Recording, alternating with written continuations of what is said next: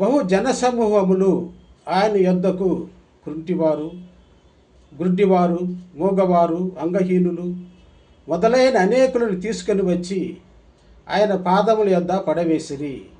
ఆయన వారిని స్వస్థపరిచెను.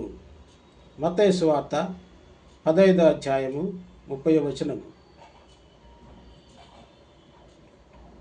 ప్రియమైన సోదరి సహోదరులారా, యేసు ప్రభు తాను జీవించినంత కాలము ఎంతోమందికి స్వస్థతలు చేకూర్చారు. ఆయన పరమ వైద్యుడు.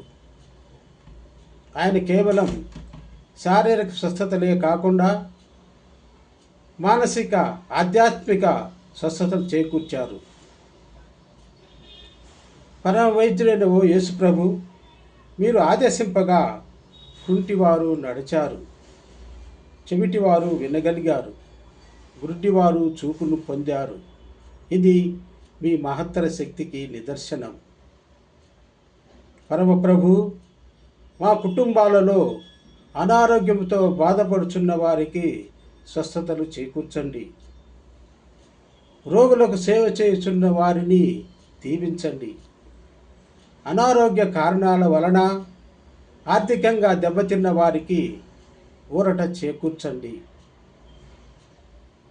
అనారోగ్యంతో మీ సన్నిధికి వచ్చి మొరపెట్టు వారికి స్వస్థతలు చేకూర్చండి.